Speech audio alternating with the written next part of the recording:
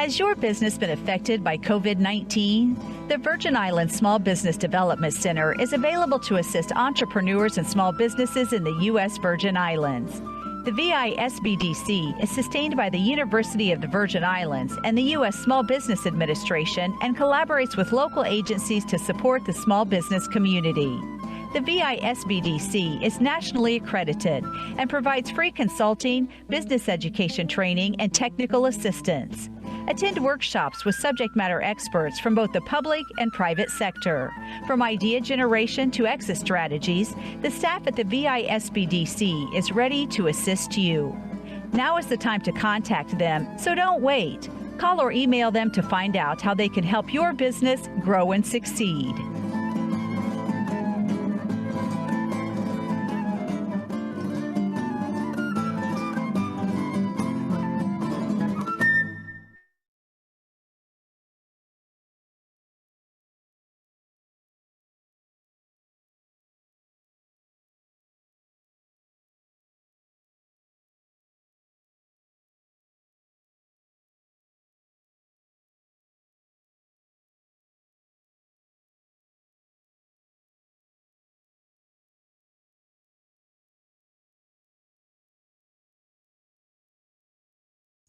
Good morning, Mary Jo. You're on mute, so we can't hear you. So we're going to start over with the introduction of Wayne.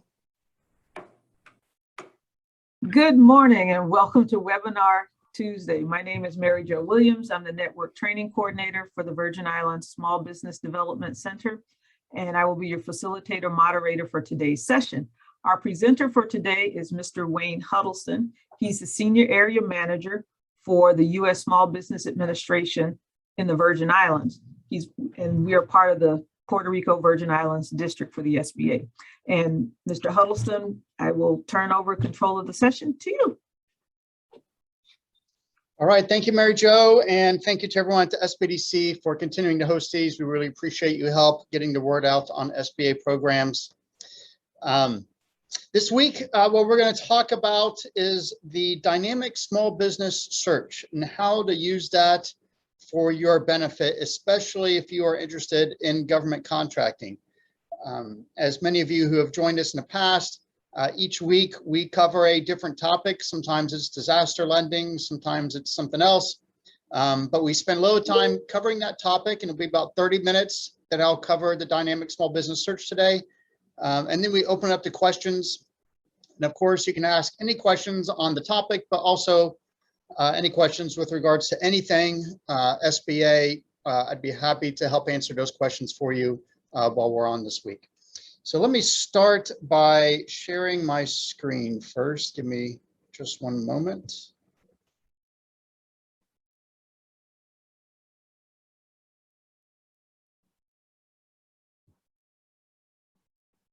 Okay. So what everyone should see now is the webpage for SAM.Gov.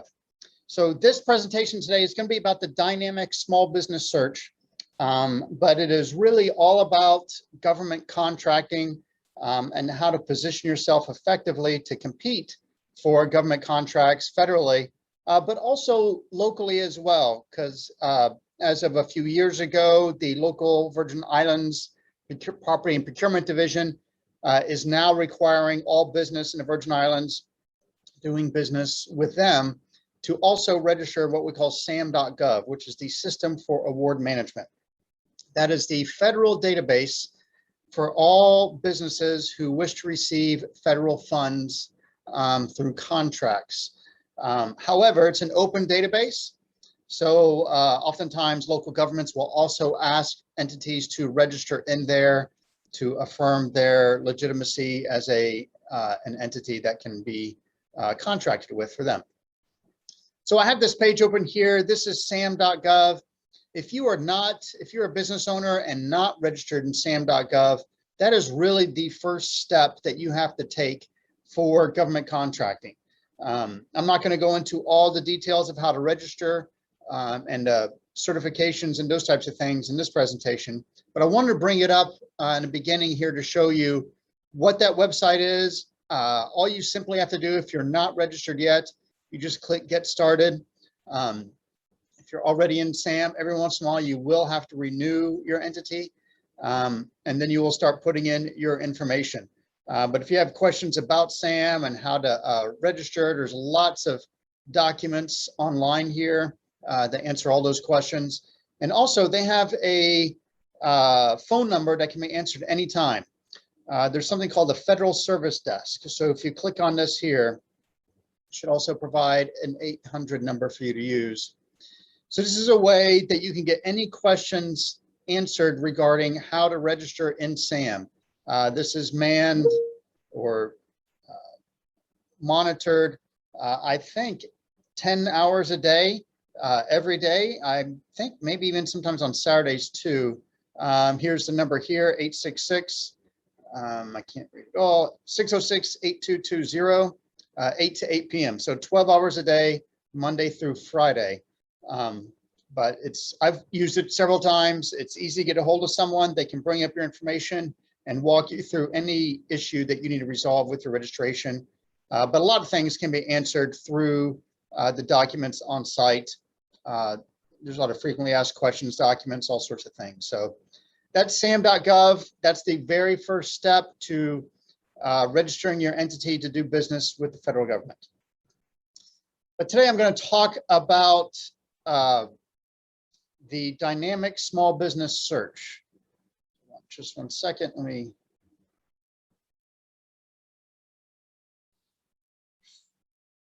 All right. Okay. All right, so I'm going to talk about the dynamic small business search. So I want to start by just going to Google because that's the easiest way, because the URL for the dynamic small business search is pretty long. The easiest way to find it is if you just use it as an acronym. So dynamic small business search, DSBS. If you just put DSBS in Google and hit enter, the very first thing that comes up is the dynamic small business search. You will want to make sure, because sometimes the order in which you show up changes according to how Google's algorithms work. You'll want to make sure that whatever site you're going to, that it has SBA.gov on it. Other sites will not have that, and it will kind of take you into places that just not where you want to go. So use DSBS. If you can't remember the exact URL or don't have it saved, just type it into Google and that will take you straight to it. So the dynamic small business search, it is simply a tool that has been developed by the Small Business Administration. SAM.gov is not a small business administration portal. It is monitored and administered separately from our agency. However, what we do is we download all the information from SAM.gov for small business owners, because anyone can register in SAM. Very large entities, for instance, UVI, other big entities here in the territory that receive federal funds, they must register in SAM. So they're all in there, and large companies are in there. But we are only interested in small businesses. So we take out that subset and we download all the updates. I believe that's downloaded and updated every week at least up to our database. So it's pretty current on everything. And then we put it out in what we call the dynamic small business search. Now there are two primary entities that use the dynamic small business search. First and foremost, it's contracting officers that are all over the United States, working for all the federal agencies within government. They use this database to help them meet their goals to provide contracts to small businesses. The federal government has a government-wide goal of awarding 23% of all federal contracting dollars to small businesses. That's a very tough goal to meet, even though there are a lot of small businesses out there. Many of the contracts that need to be fulfilled, it's very hard for a small business to fulfill. Oftentimes it takes the administrative capabilities of a large firm to complete those contracts, such as building planes or managing major logistics operations. However, there are a lot of opportunities for small businesses to get involved as direct or subcontractors.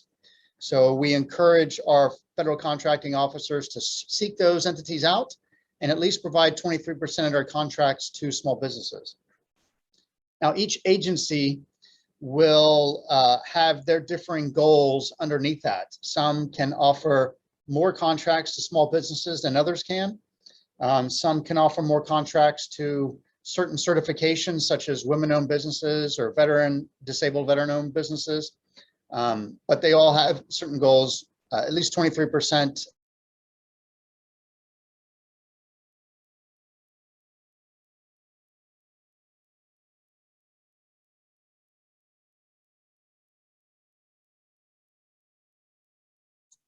Okay, I think Wayne has timed out, so we will hold on a couple of minutes for him to come back onto the system.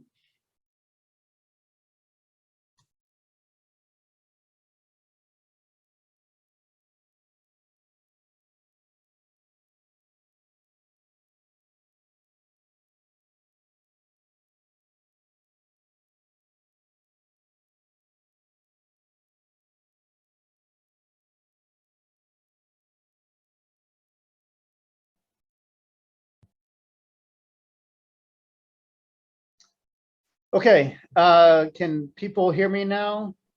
Yes, you're back. Okay, great, thank you. Sorry, I had a power outage here, but usually our generator kicks on pretty quickly. So I think I left off, I was talking about just general small business administration, how we download information to the dynamic small business search. So this is your first page here. This gives basic information about the dynamic small business search and how to use it. You want to click the DSBS button here that takes you right to it.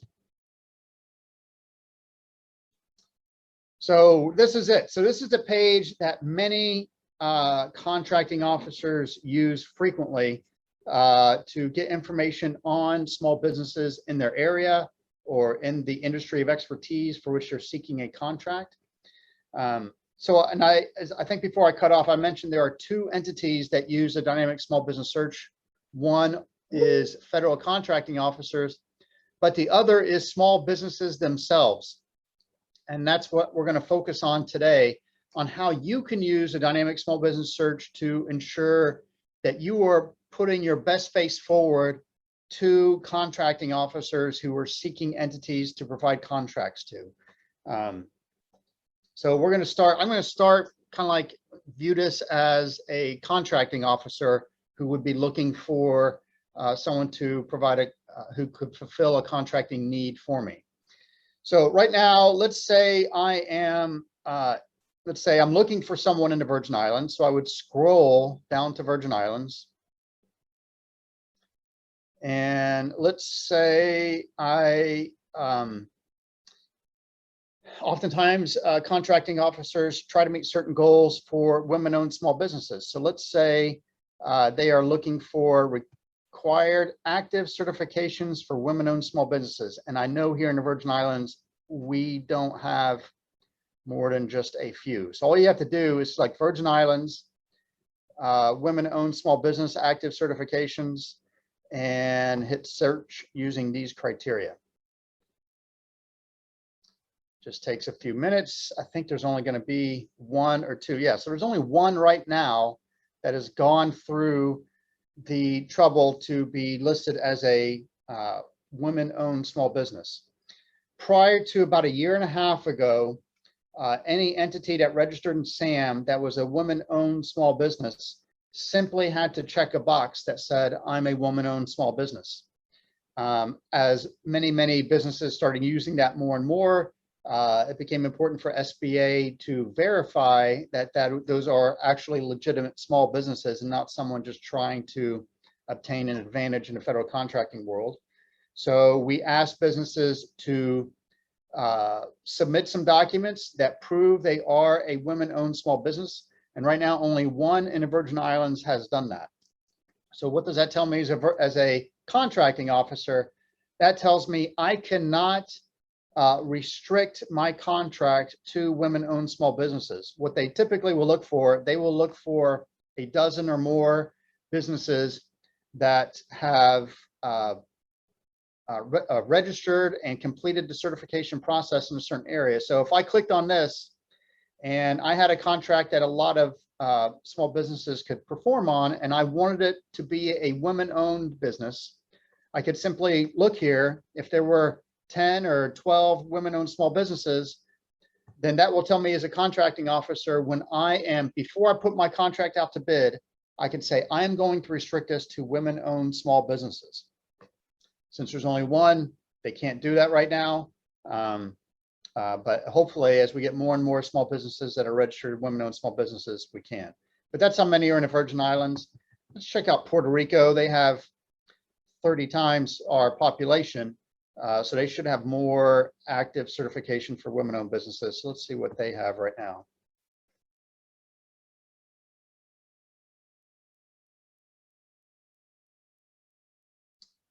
And they've got 36, which is about right. They have about 30 times our population. They've only got 36 women-owned small businesses that are registered here. And then you can read all about them. So this brings me to another point. When a contracting officer is looking at small businesses who can provide a contract, of course, they're going to look at their certifications if that's a goal they're trying to meet, but they will also look at their many other things with the business. They will look first and foremost, the first thing that comes up, and it defaults to this set of fields that it shows contracting officers, is the capabilities narrative. Most of these businesses in Puerto Rico have done a good job, but you will see some that are blank. That does not give any information to a contracting officer, or some that are just very short and don't really provide a lot of information. But some that are really more descriptive in what they do, that gives a contracting officer a lot more information on whether or not that is the kind of business that they can work with on contracts. So I'm going to go back to the Virgin Islands just to give you an idea of how many are registered in total right now in SAM. So I say not required right now. So basically this is going to show me all the businesses that are registered in SAM here in the Virgin Islands. I believe that's going to be around 600 and something. Let's see. 643. So 643 have registered in SAM. And as you can see, most of these are blank. A lot of these registered in SAM simply to get to comply with property and procurement's requirement that you're registered. So they did the bare minimum. They didn't fill out their capabilities narrative. They just put in the basic information on their business, where they are, who they are, and that's it. You can see some did put a little bit more information in there, which will help them. This business right here, Thundercloud Labs, I know them. They do a lot of federal government contracting. They're located on St. Croix, but they put more information here on all that they do for federal contracting purposes. So, and I know they're winning contracts, so they've done a good job of putting in their narrative in here. So from a federal contracting perspective, this gives me the ability to sort by location on where that business is, but it also gives me the ability to sort on certifications, on ownership status. I can click Service Disabled Veteran Owned here, which is another certification we have. But I can also click on NAICS codes. NAICS codes are short for the North American Industry Classification System. Everyone that registered in SAM had to pick at least one NAICS code to identify the kind of work that they do. However, there are many businesses that do more than one NAICS code, and it's important to make sure that your business, that you put in all the codes that apply to your business. It may only be one, but for some, it's more than one. But you can also sort by, if you're not sure what the NAICS code are, you can sort by a keyword and description, size, capabilities, whether you're an exporter, all sorts of things. And if you're looking for a specific profile, they can look up by DUNS number or the name of the business, all sorts of things. And then they can also change what shows up. So right now, the default is name, trade name of the firm, contact, address, city, state, zip, capabilities narrative. But you can click on this and they can add a ton of other capabilities. So if they want to see who to contact is, what the email address is, the phone number, when it was last updated, the name of the firm, zip code, year it was established, whatever it is, all this stuff they can add in that. And so when they do their search, they'll automatically come up. But as a default, it just has these 5, the name of the firm, contact, address, and a capabilities narrative on what it is. So I'm going to close this part.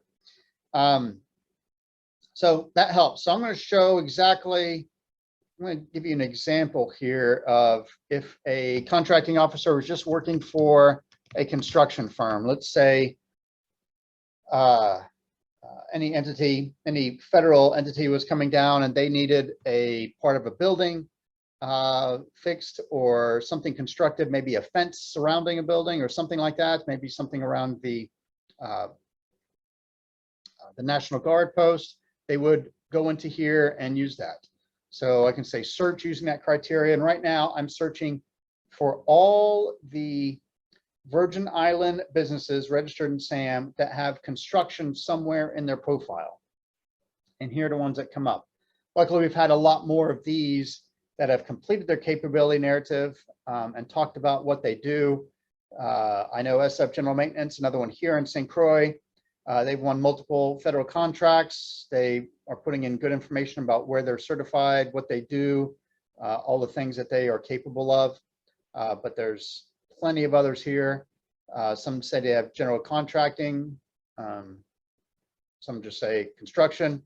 Some talk a little bit more, but you can write anything you want. You want to do something that is going to catch a contracting officer's eye in here. But if I'm a contracting officer looking for small businesses within the Virgin Islands that work in construction, I can pull them up right here immediately and get a better idea of what they do. If I wanted more information, I can just click their link and that will open up their profile and I can get more information on it. So I'm going to click SF General Maintenance just because I know that they've done a lot of work here. Shows their profile was last updated in April. 8A, looks like they have the 8A certification and they're still in the program until 2023. Not currently Hubzone certified, but had been Hubzone certified in the past. Not a woman-owned small business. Have a good capabilities narrative. Gives me a lot of information. Here's what I was talking about. It has their bonding levels here that they're available for, especially in the construction realm. Government contracting, both local and federal, is going to require bonding. So it's important to have that information there. And here's what I was talking about with NAICS code. And this happens a lot with construction. Oftentimes a construction firm can do more than one thing. It can do electrical work, it can do painting, it can do janitorial service, landscaping, all sorts of things. So they have done a very good job of capturing those NAICS codes just in case a contracting officer did a search by NAICS code and said, I just need landscaping service at the federal building or at the National Guard post. They can just put in that number and then they'll see what comes up. But if they just put in that number, even though you can do it, if you didn't put in your NAICS code, then your business will not come up. So I'm also going to look at this from a perspective of a small business owner. So if I am interested in competing for a small contract, and let's say I'm in the, we can stick with landscaping. Let's say I'm within the landscaping business and I want to be able to compete for contracts with the local government and with the federal government, and I want to be seen, I can just type in landscaping. And we can see what comes up there. So here we have 10. SF General Maintenance came up again because they put that in their profile. These are other ones. So there's only 10 here that are registered in the SAM system. I'm sure there are a lot more here in the Virgin Islands, but these are 10 that are interested in getting government contracts. So I would have them here. I'd have, I'd see their capabilities narrative. But if I'm a small business owner and I'm new, let's say I'm a fairly new, landscaping business, and I want to compete in the federal contracting system. So I register in SAM.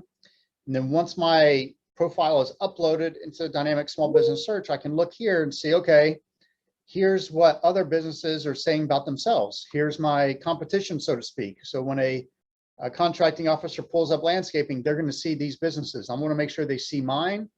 I want to make sure I have a good capability statement. I want to make sure it comes up when I put in the code for small business for the NAICS code. And I want to be descriptive on what all I do. So if I do solid waste removal, trucking services, excavator, backhoe, you certainly want to put all those things in. Debris removal is a big one, especially after hurricanes. I know when FEMA and others came down, one of their big things they needed was debris removal services. And so but they have to use the SAM system. They can't just,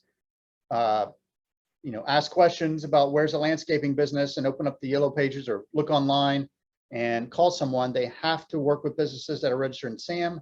So they're going to use this dynamic small business search, and this is going to be their 10 that they're going to work from. Even though there's a lot more here, these are the ones that they're going to be able to work with as a federal business. But this gives you an opportunity to look at what they are doing. So gives you a ton of information here. Also, if you want to look beyond the Virgin Islands, so if you know of businesses either in Puerto Rico, or let's say you're in Florida, and you're in the, let's say plumbing, let's do that. And you're in the plumbing business, and you want to just see what they say up in Florida, you can search using this criteria. You'll get a lot more. There's 181, but you'll see a lot more descriptions in there. And then you can get more information on how they portray themselves.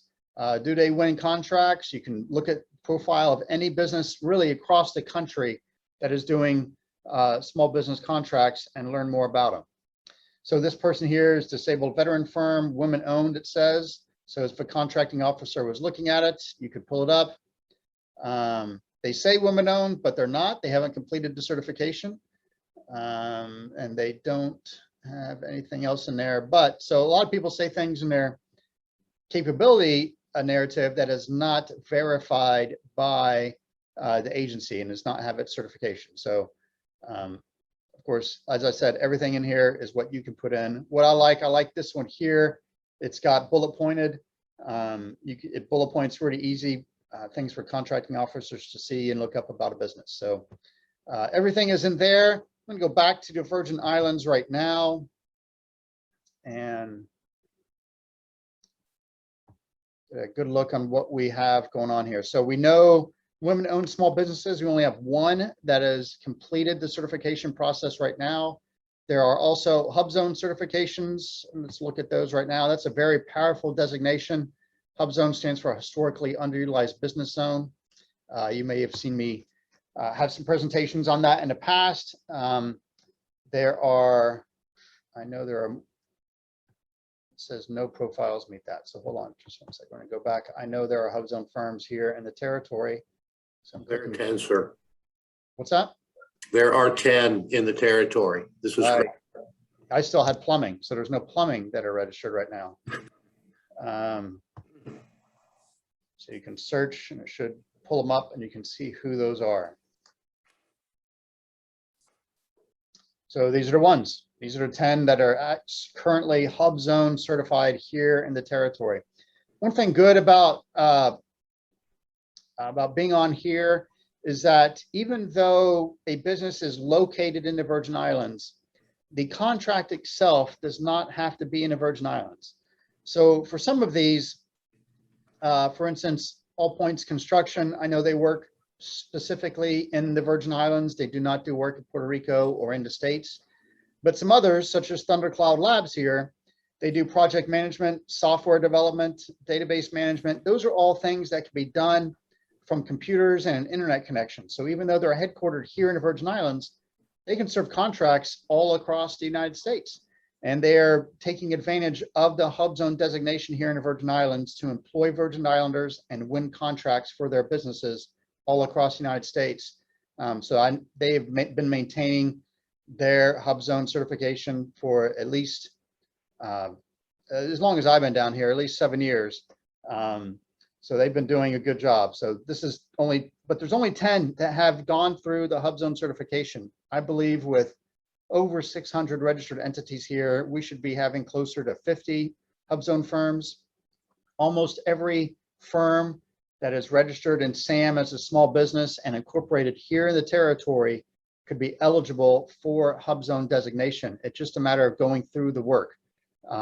It's not that tough. You just have to pull up your articles of incorporation, show your address, show identification, show your payroll records to show that you actually are incorporated here and that you employ people here. Once you submit that information to SBA and obtain that certification, then I can keep renewing year after year and put you in an excellent position to win contracts, not only federally, but oftentimes, as you know, local government entities wish to provide their contracts to local businesses rather than bringing in firms from the outside. If you are Hubzone registered or you're Hubzone certified within SBA and show that in dynamic small business search, any local contracting officer can pull that up and verify that you are a local business and that you are employing locals. And that should, I would think, give an advantage in the contracting process. But not many businesses are using that right now here within the Virgin Islands. But so this is just a general overview of the dynamic small business search, how it works, how easy it is to navigate, how you can get information on your competition here in the Virgin Islands, or get information on other successful businesses across the country in your field. But it is important, first and foremost, to know how you are portrayed to contracting officers. This is an open database used frequently by contracting officers, but any business, anybody can enter it and see information about your business, and you can see information about other businesses. Very important that you have it updated.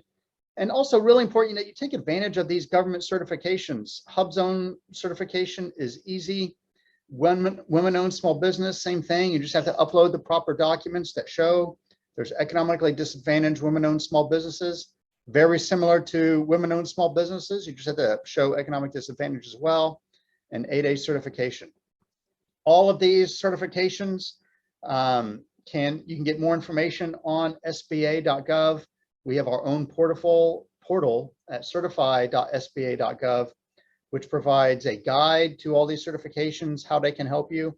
But these are like golden tickets when it comes to federal government contracting. If you have a Hubzone certification or women-owned or somebody's other, or 8A, this really helps in the contracting process. And it doesn't have to be one or the other. There are savvy businesses will have others. They'll have the women-owned business certification. They'll have the Hubzone certification. If they apply, then they'll get these certifications. And when they come up in a search for contracting officers, they can make sure that they are there. So that was a lot of talking by me. I've been talking for about a half hour now, taking you through the dynamic small business search. What I would like to do now is open it up to questions for anyone on how the dynamic small business search, how you can use it to your benefit, or anything you have about certifications or SBA. Be happy to answer them. Just fire them away. You can put them in the chat, or you can unmute yourself, I believe, and ask that way. Wayne, that was a lot of good information. Thank you very much. So there are 643 businesses that are registered in the dynamic small business search. So if you're one of those businesses and you don't have your profile, your capabilities narrative filled out, you need to get on the stick to make it easier for people to send business your way. Is that correct, Wayne? Correct. Correct. And I'm gonna unclick. You can see the ones that are certified have also done their capabilities narrative and some other things. But when I click just to look at all the small businesses in the Virgin Islands, a lot of them have not. And I meant to mention, you can download these spreadsheets. You can look at them online, of course, and navigate them. But you can also download these spreadsheets into your into an Excel spreadsheet and look at it anytime you want. All right, cool. Do we have any questions for Wayne? If you would like to ask it online, or if you want to put it in the chat.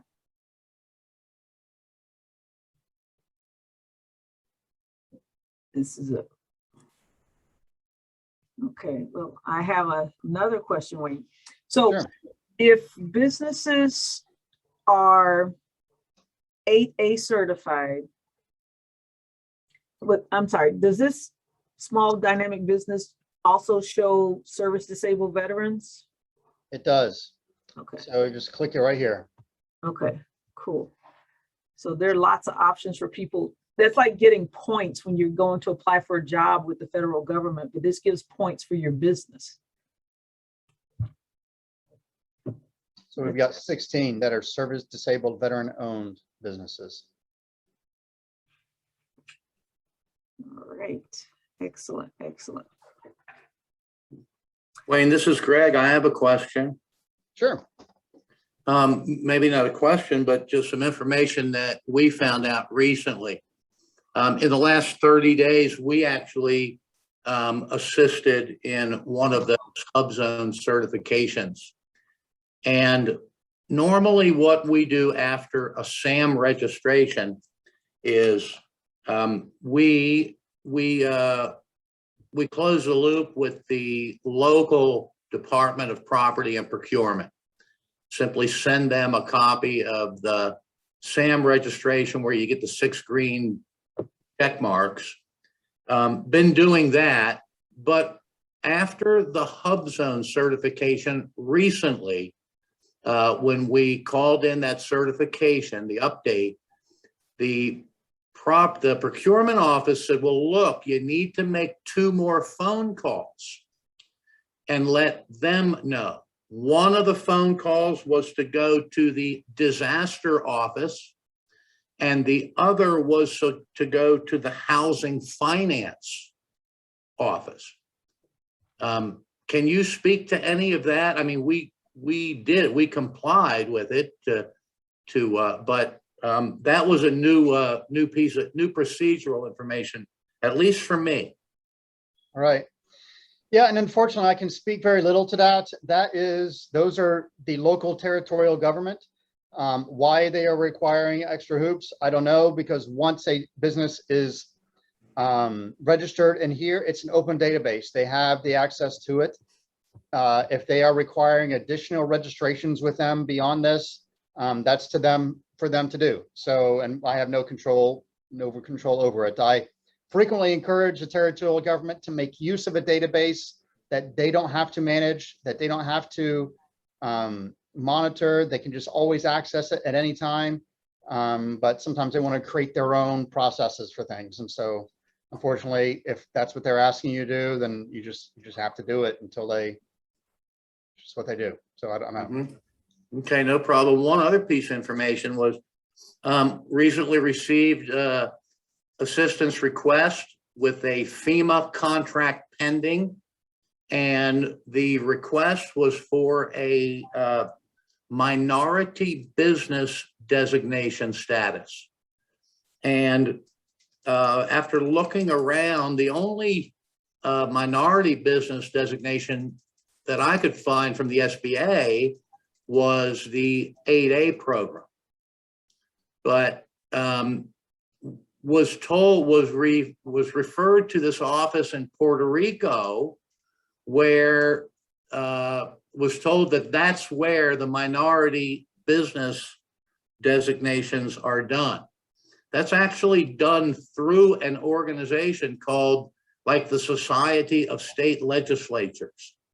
And there's an office in Puerto Rico. We were pointed right to it. They picked up the phone and said, yes, we are the ones who service Puerto Rico and the Virgin Islands. So, and that was for what's called just a general minority business designation. So that's just an FYI. Yeah, so I'm not familiar with them. That's another entity. So here, I mean, anyone can say, again, this is another search you can do. You can just click here and say, I want to see any minority owned business here in the Virgin Islands. And you've got it clicked here. So we do not certify minority owned specifically. Basically, when someone registers in SAM and puts in information about their business, there's information that we take from them at their word. And there's some information that we go through the extra step of verifying ourselves. So minority status, any business that wants to portray itself as being minority owned, we say, if you are at least 51% owned by a minority, then you can be a minority owned business. And so people say, yes, I am 51% owned. And so they'll click that designation. And here in the Virgin Islands, 354 businesses are portraying themselves as minority owned businesses.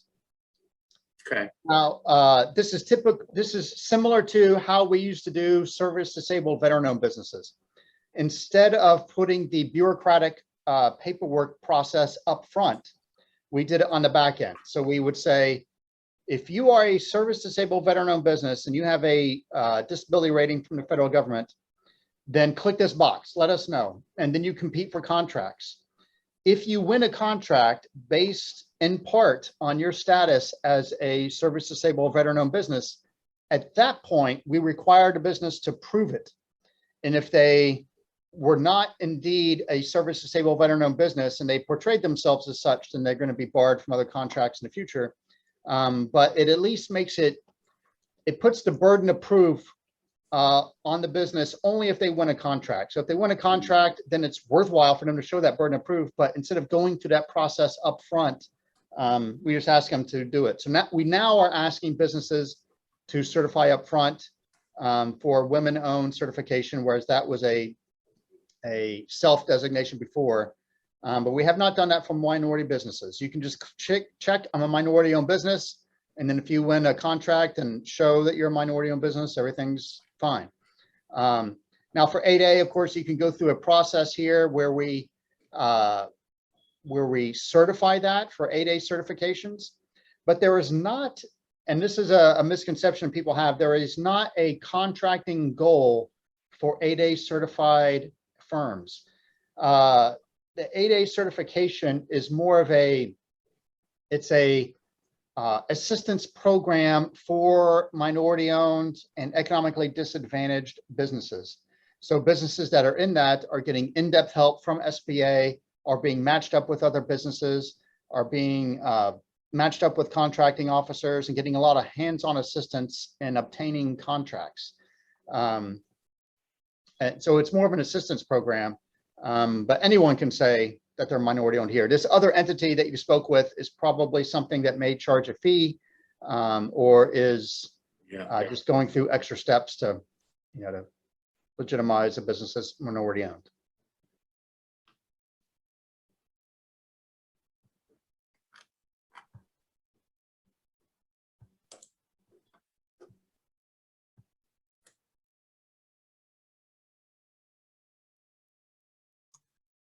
All right, Wayne, I don't see any questions in the chat.